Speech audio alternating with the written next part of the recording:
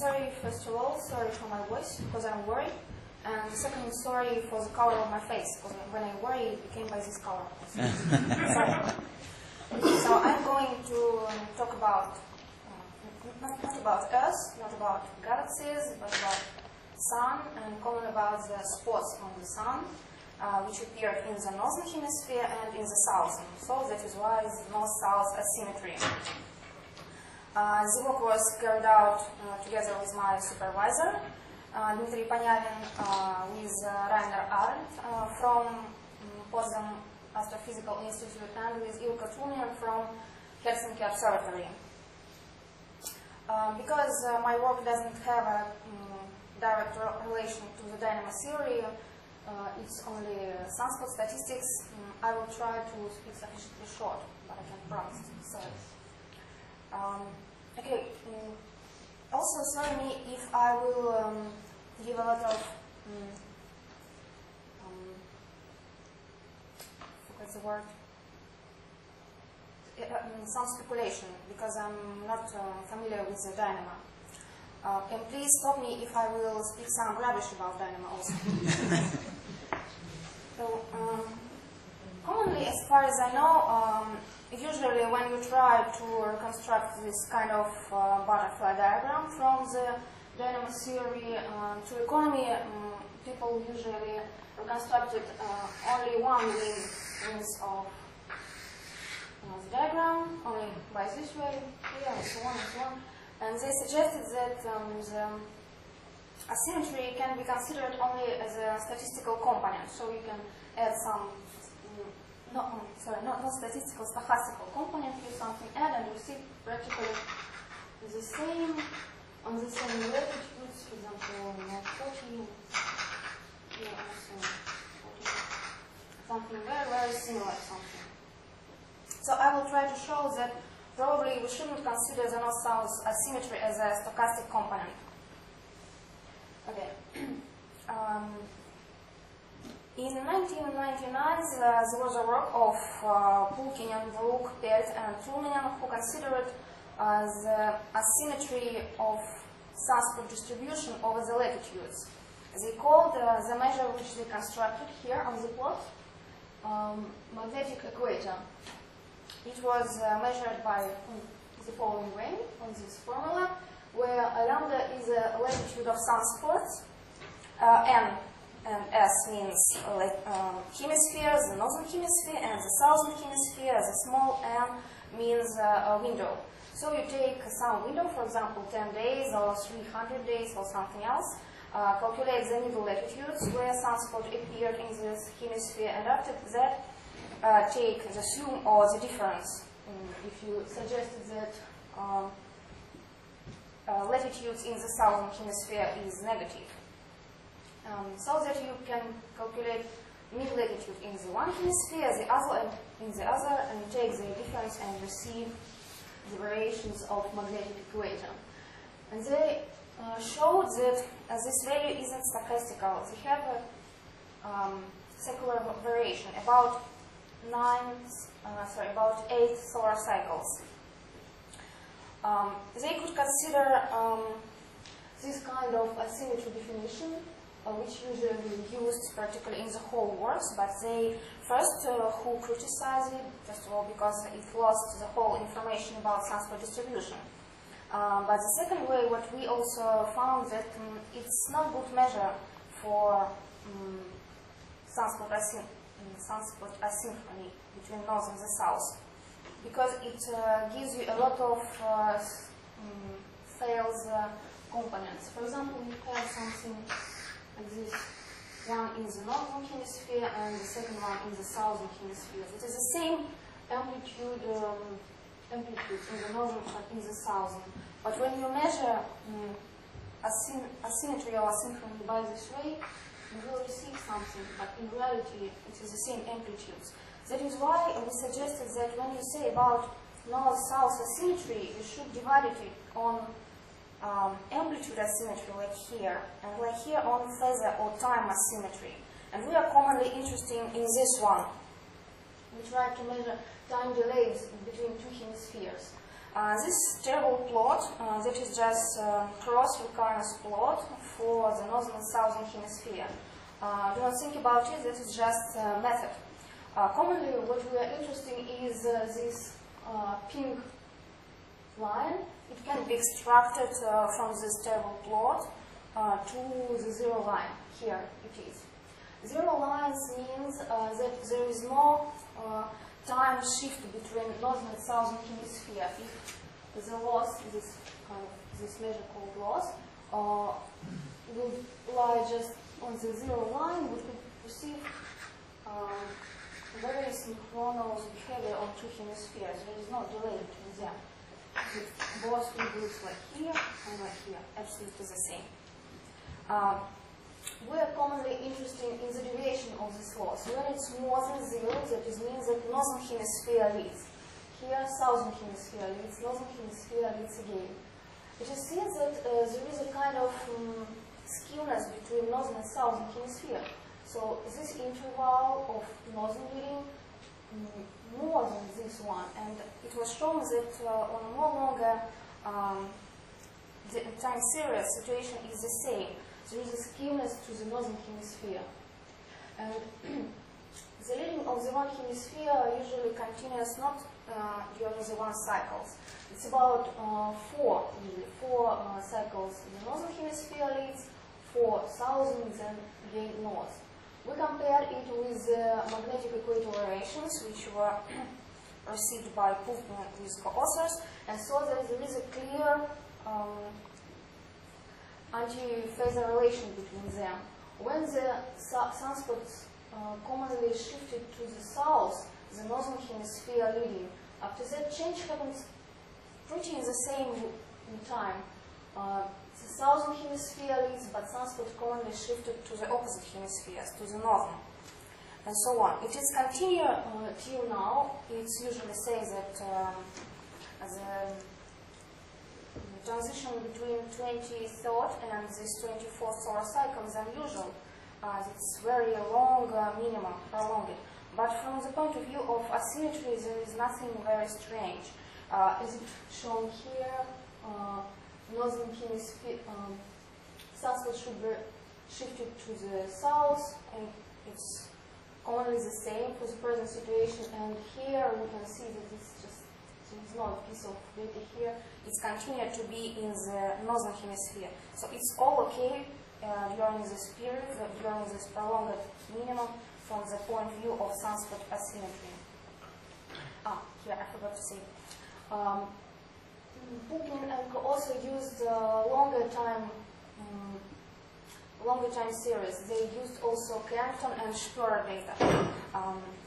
So in order to confirm that there was a signal change in reading between hemisphere, we also involved this data.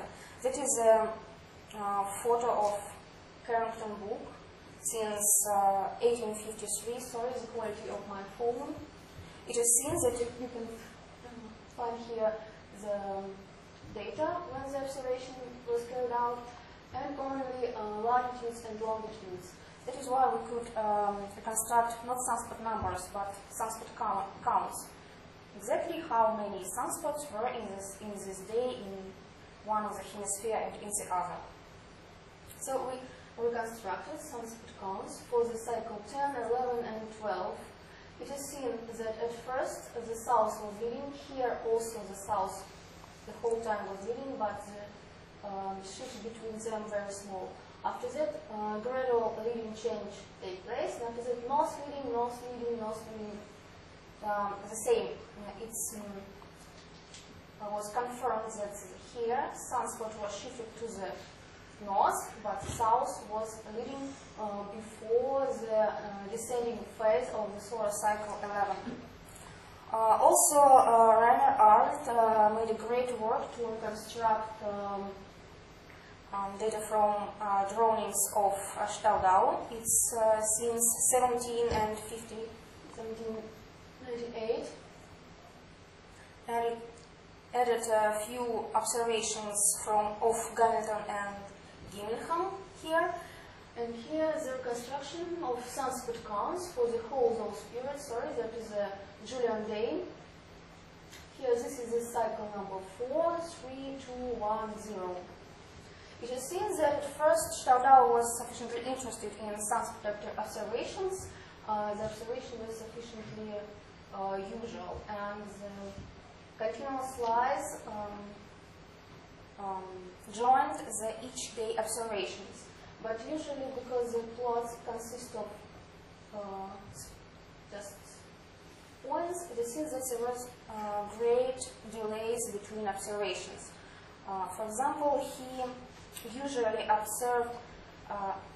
usually carried out about 20-30 observations during a 500 days period.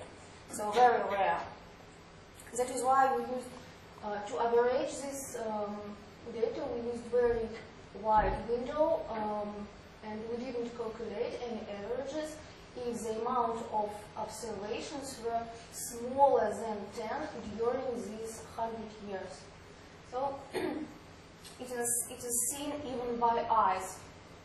South leading, south leading, south leading, leading, change, the north leading. Here we practically didn't see nothing because there was very, very few observations. So we suggest that there was a signal change just before the solar cycle. That is again terrible cross-recurrence plot. That is a line of synchronization which shows us which hemisphere lead in which delays. Here it is extracted. It is seen that during the beginning of the solar cycle force, southern hemisphere leading, after that northern. And we reconstructed by the same way the magnetic equator. You see that before the solar cycle, the sunspot was commonly replaced to the northern hemisphere, and after that to the south.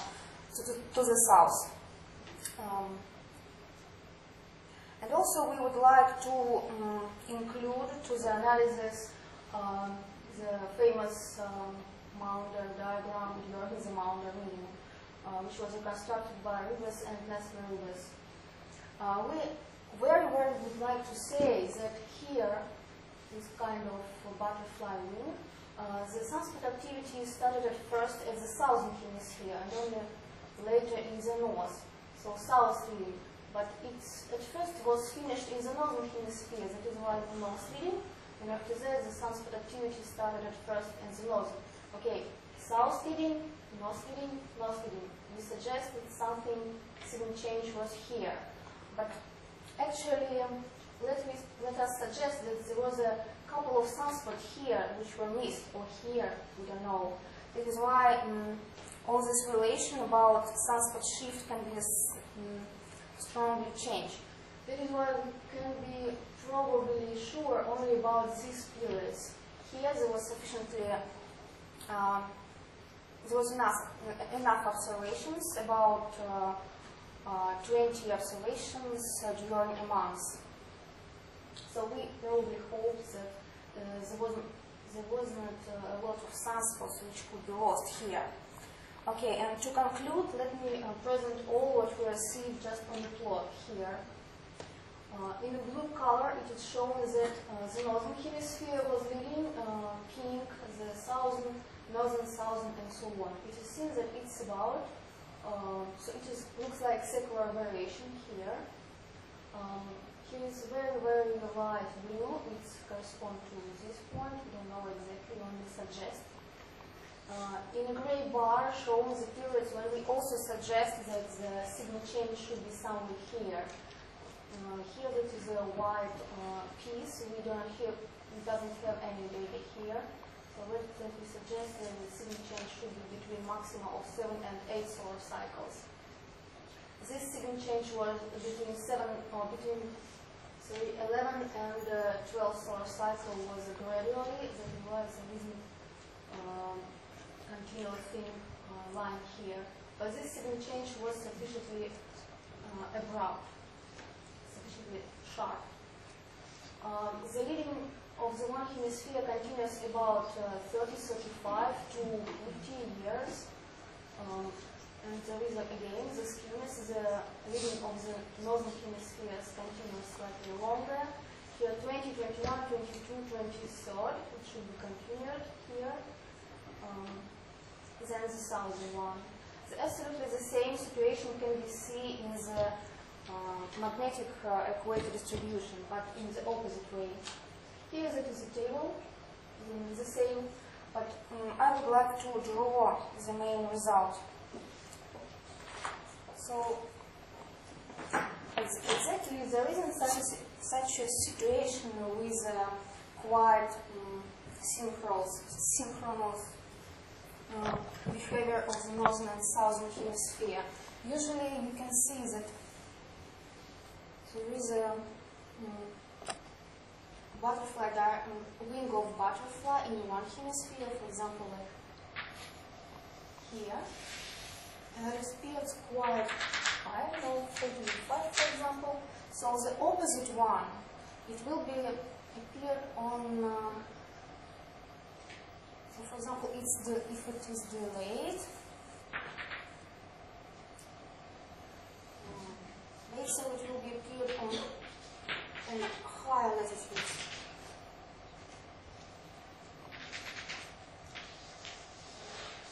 Looks like this. If this hemisphere delays in times, the sunspot will be appeared slightly on higher latitudes than in the opposite one, which will be leads in time, but sunspot will be lower on latitudes with respect to this hemisphere. So this effect is sufficiently small, but it doesn't look like stochastic component. I don't know how to explain and how to involve it in dynamo theory, or maybe it even shouldn't. I don't know. Probably it's kind of speculation, can be considered as a relation between dipolar and quadrupolar component. Maybe we shouldn't consider quadrupolar component as a stochastic. Maybe we should give it kind of this properties, this secular variation. I don't know, really. There was additional thing that I would like to say, but I don't remember. Okay, so thank you. Thank you. And question, please. Please, yeah. Do you see any relation between the latitude that the first spots appear and the height and the peak amplitude of the cycle? So if the cycle is very intense, first spots appear at the right latitude. Actually, I didn't look at this point, but I would like to mention that there isn't such a situation that at the beginning of the cycle sunspot appeared on the higher latitudes. No, the cycle started on some latitude, and after that, butterfly looks like this. It was shown at first by Kuklin, as far as I remember. So the first sunspots, they are not on the highest latitudes. So I don't know which one should be compared with the amplitude of the cycle. The first one or the maximum which they could achieve. I don't know. To the maximum one. The maximum latitude that appears on a certain sunspot, the cycle. The maximum latitude that appears. Is it somehow correlated with the number of spots that appear? I see. Probably. I don't know. I didn't look at this point.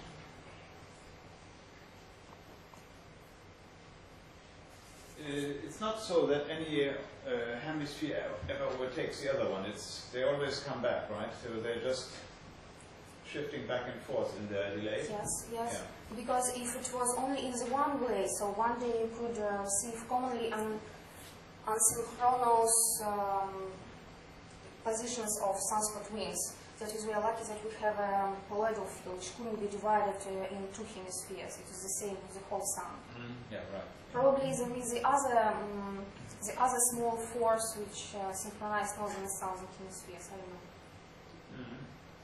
Maybe transequatorial loops, maybe something else. I don't know. But the first one, poloidal field. Yeah. In some models, at least, the modulation could be found by as a beat phenomenon between dipolar and quadrupolar modes in a dynamo model.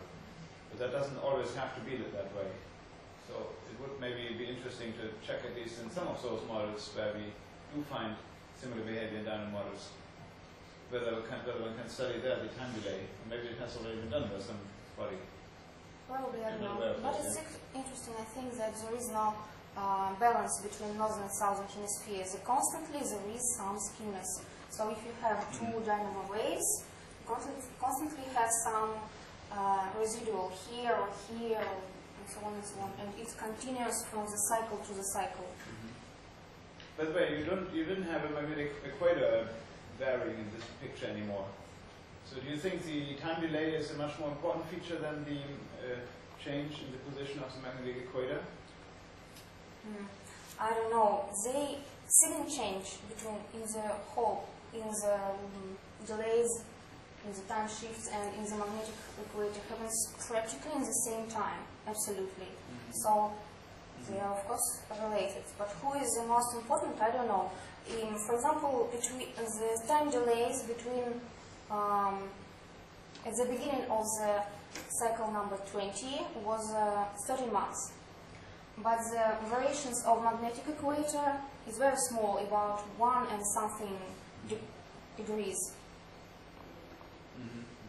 So how to compare about a year and variations on latitudes 1 and something degrees? As they are connected. Interesting. Any other questions? Yeah, if that's not the case, then we first of all thank Nadia again.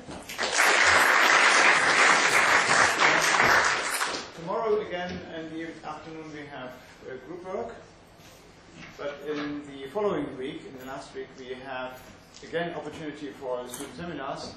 We have already a few seminars lined up, but please talk to me if you're interested in presenting something.